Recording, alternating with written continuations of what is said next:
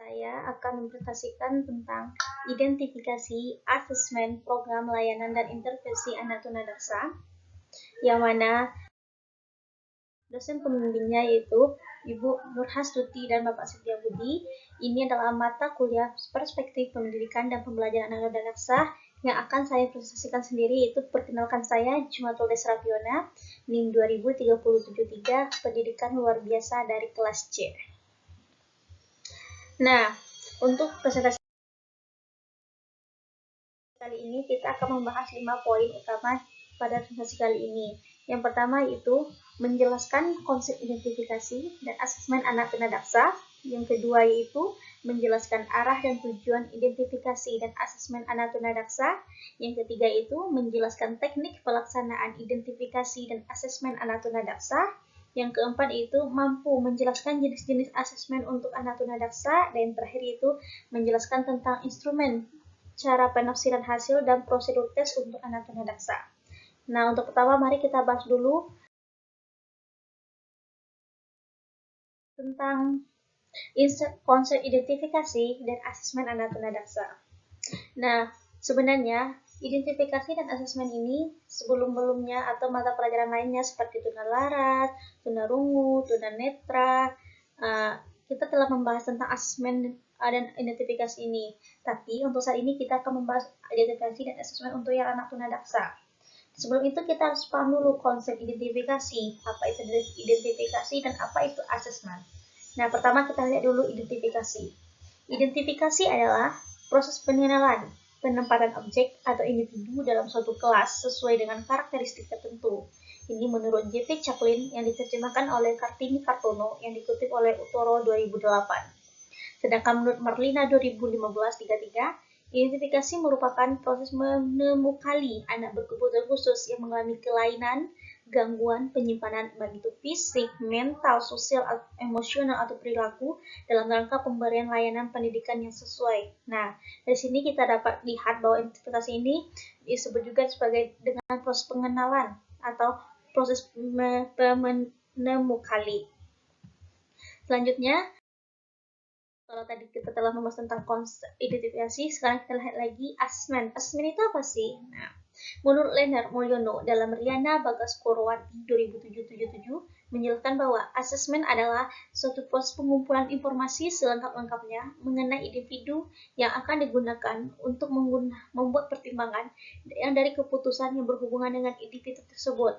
Sedangkan Ronald L. Taylor 1984 mengemukakan asesmen adalah proses pengumpulan informasi atau data tentang penampilan individu yang relevan untuk pembuatan keputusan baik yang dilakukan oleh guru umum, regular education teacher, guru pendidikan khusus atau special teacher, psikolog pendidikan, spesialis, terapis, dan personal lain yang berkepentingan dengan program pendidikan anak. Kalau itu menurut Ronald. Sekarang kita lihat lagi menurut Marlina 2015-33. Asesmen merupakan proses pengumpulan informasi menyeluruh, valid, dan relevan tentang kekuatan dan kebutuhan anak yang berguna untuk perencanaan pendidikan dan penyelenggaraan pembelajaran yang sesuai dengan kondisi anak, meliputi introspeksi dan pengenalan diri. Nah, kalau tadi kita telah membahas tentang identifikasi dan asesmen, maka dapat kita simpulkan identifikasi itu apa dan asesmen itu apa. Nah, dari pernyataan di atas dapat disimpulkan bahwa identifikasi merupakan proses penjaringan. Ingat ya, penjaringan, pengklasifikasian sehingga dapat dilakukan tindakan asesmen. Selanjutnya, yang mana asesmen merupakan suatu aktivitas untuk memperoleh suatu informasi dengan cara melakukan informasi yang diperoleh mengenai kelemahan anak yang diasesmen, sehingga dapat memudahkan memberikan layanan bagi anak-anak yang memiliki hambatan tersebut. Nah, kalau tadi identifikasi adalah proses pengenalan atau mengenali atau lebih disebut dengan proses penjaringan. Penjaringan tahu kan? Nah, sedangkan asesmen ini adalah proses penyaringan lagi. Penyaringan. Kalau tadi identifikasi penjaringan, berarti asesmen ini adalah penyaringan. Nah, teman-teman, antara identifikasi dan asesmen ini, manakah yang lebih pertama dulu kita laksanakan? Nah, ini nggak boleh terbalik ya. Antara identifikasi dan asesmen, yang perlu kita lakukan pertama itu adalah identifikasi. Baru kita bisa lakukan asesmen. Karena kita perlu identifikasi anak ini dulu tersebut, sehingga baru bisa kita lihat bagaimana penilaian atau layanan yang tepat untuk kita berikan untuk anak tersebut. Jadi pertama kita lakukan itu adalah identifikasi, baru yang kedua asesmen. Dan kita tidak boleh dulu melakukan asesmen baru identifikasi, itu salah. Kita harus sesuai dengan aturan yang telah dibuat. Kalau berarti kita harus membuat identifikasi dulu baru asesmen. Gitu ya teman-teman. Nah, selanjutnya kita lanjut yaitu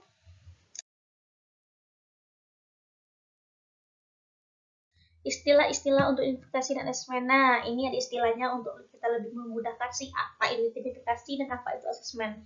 Nah, identifikasi ini lebih sering orang menyebutnya sebagai menemukan identifikasi. Tahu lah identifikasi itu apa? Kita lihat secara detail untuk menemukan apa identifikasi anak ini.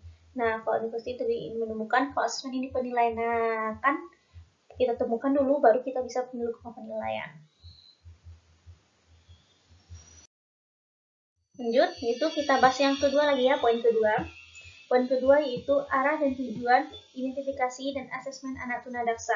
Apa sih arah dan tujuan identifikasi asesmen anak tunadaksa ini? Pastilah identifikasi dan asesmen ini memiliki tujuan, karena ini penting untuk pendidikan ataupun proses pembelajaran untuk anak tunadaksa selanjutnya. Pertama kita bahas dulu tujuan identifikasi dan asesmen. Apa sih tujuannya?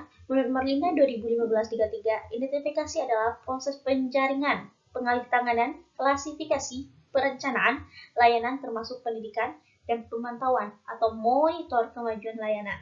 Sedangkan secara umum, tujuan asesmen bagi anak luar biasa sebagaimana diuraikan oleh George Sophia, dan Ernest F.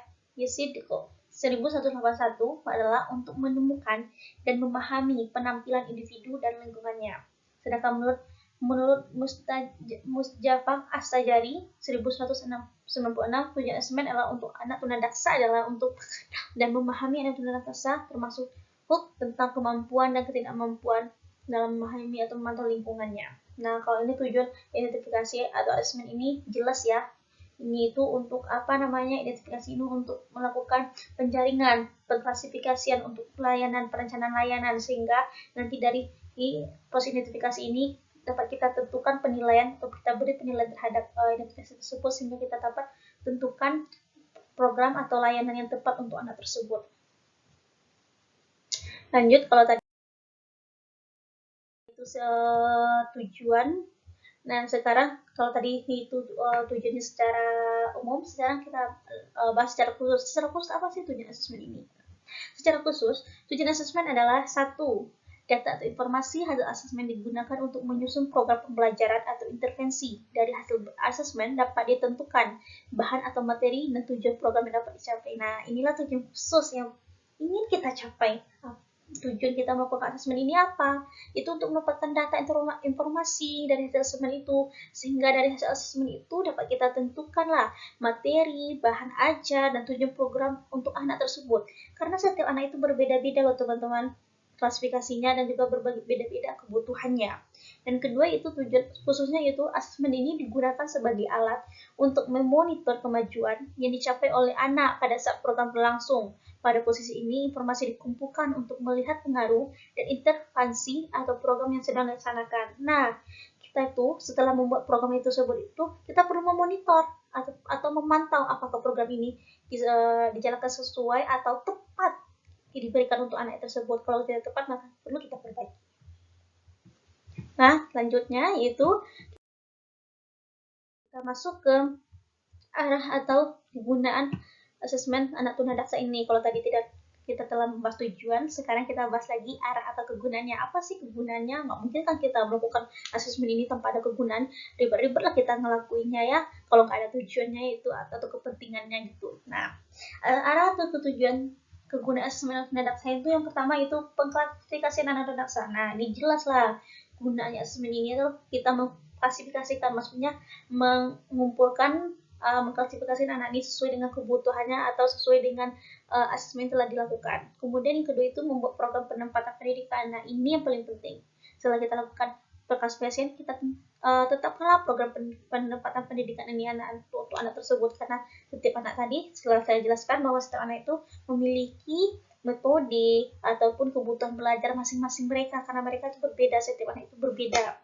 Yang ketiga itu pembuatan keputusan program layanan rehabilitasi. Yang keempat itu pengembangan program pendidikan yang diindividualkan. Inilah tujuannya atau kegunaan arah asesmen anak tunadaksa tersebut. Lanjut,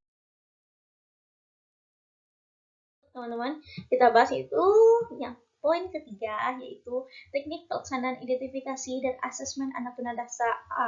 Ini identifikasi dan asesmen ini memiliki teknik loh. Kita nggak sembarang cara aja melakukannya, tapi ada tekniknya. Teknik itulah yang harus kita ikuti step by step. Nggak boleh meluncur dari teknik-teknik ini ya, atau salah dari teknik ini. Apa sih tekniknya? Yang pertama itu metode observasi. Nah, observasi pasti kita sering lah mendengar observasi itu apa, ya kan?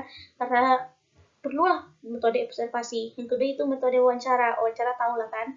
Kemudian metode tes. Nih ada tes, berbagai tes nanti yang akan dilakukan untuk anak ini untuk menemukan hasil penilaian bagaimana anak ini tersebut, sehingga dapat dari hasil tersebut kita lihat hasilnya, dan dapat dari hasil tersebut kita kesimpulkan atau bisa kita tempatkan program yang tepat untuk anak tersebut.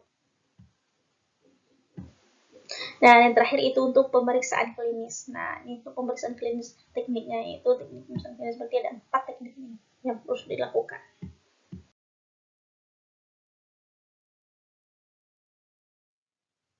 Next, selanjutnya kita bahas yang poin keempat, itu jenis-jenis asesmen untuk anak tunadaksa. Nah, untuk jenis-jenis asesmen untuk anak tunadaksa ini ada 4. Yang pertama itu asesmen pendidikan. Nah, asesmen pendidikan ini juga dibagi menjadi beberapa perkembangan ataupun keterampilan. Yang pertama itu kognitifnya, sosialnya, emosionalnya, motoriknya, dan kemampuan keterampilan menolong dirinya. Itu yang berhubungan dengan pendidikan ya, pendidikan atau belajar. Kemudian asesmen medis. Asesmen medis tahulah, itu berarti mungkin berkaitan dengan hal-hal medis. Kemudian asesmen sosiokultural. Nah, asesmen sosiokultural ini berkaitan dengan data-data orang tua atau keluarga anak yang bersangkutan yang kita asesmen nih. Ini tuh asesmen sosiokultural. Yang terakhir itu asesmen psikologis. Psikologis ini sangat penting loh untuk mengetahui bagaimana psikologi anak tersebut. Lanjut kita bahas yang ke poin kelima nih teman-teman. Poin kelima apa sih? Instrumen atau tata cara. Ini poin terakhir yang kita bahas. Yes. Instrumen, cara penafsiran hasil dari posibilitas untuk anak tunadaksa. Nah, untuk instrumen ini ada perlu instrumen, itulah yang saya sebutkan tadi bahwa asesmen ini memiliki teknik-tekniknya dan juga tata caranya. Nah, termasuk instrumen ini.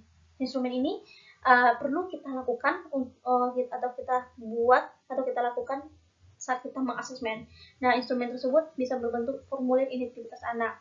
Nah, formulir ini bagian pertama ya. Jadi pertama, formulir identitas anak ini terdiri dari nama, jenis kelamin, tempat tanggal lahir, agama, pendidikan anak, nama orang tuanya siapa, usianya berapa, bahasanya apa, dan juga alamatnya. Ini untuk formulir identitas anak atau kita sering sebut dengan biodata.